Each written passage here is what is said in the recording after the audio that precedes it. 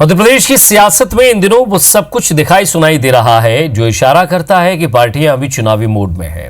प्रदेश में 27 सीटों पर होने वाले उपचुनाव सरकार का भविष्य तय करने वाले हैं, इसलिए सत्ता पक्ष हो या विपक्ष, जीत का गणित बैठाने में हर कोई जुटा हुआ है और इस राह में सबसे बड़ा कोई रोड़ा है तो वो है रूठों को मनाना। ऐसे वक्त में जब भाजपा के नाराज नेताओं का एकजुट होना पार्टी को चिंता में डाल रहा है। बार बार तो हर कोई नेता कहता है कि कोई नाराजगी नहीं, लेकिन भीतर खाने असंतुष्ट शुभचिंतकों को साधने के लिए सबसे बड़ी एक चुनौती सामने खड़ी है।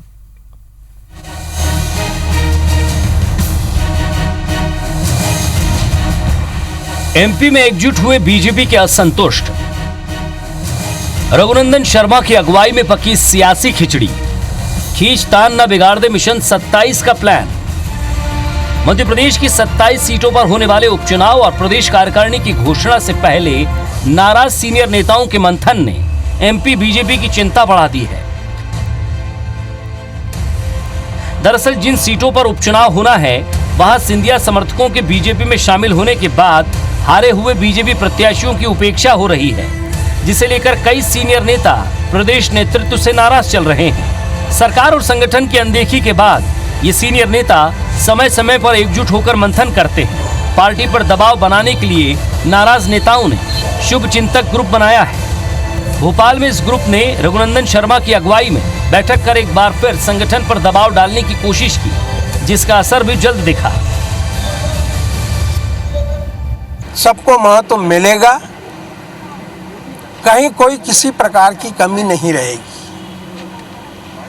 संगठन ने आश्वस्त किया है कि अब किसी भी प्रकार की किसी को कोई शिकायत न रहे, ऐसी व्यवस्था करेंगे, सबकी बात सुनेंगे। बीजेपी नेता रघुनंदन शर्मा ने भी ये कहा है कि उन्हें नाराज और असंतुष्ट जैसे शब्द सुनकर दुख होता है। वो नाराज नहीं बल्कि बीजेपी के शुभचिंतक हैं।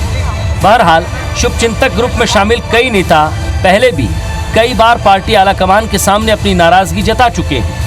दरअसल 15 महीने तक सत्ता से बाहर रहने के बाद बीजेपी सत्ता में लौटी है तो कई दावेदार सत्ता में हिस्सेदारी चाहते हैं, लेकिन कांग्रेस छोड़कर आए नेताओं ने उनके हक पर डाका डाल दिया। पार्टी के अंदर अनदेखी का दर्द बयानों के तौर पर सामने आता रहता है।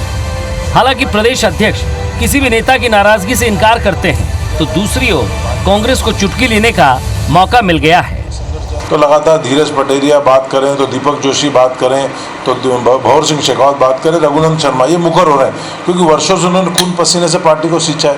तो कैसे बर्दाश्त करेंगे कि दूसरा आके और इनका हक मार ले।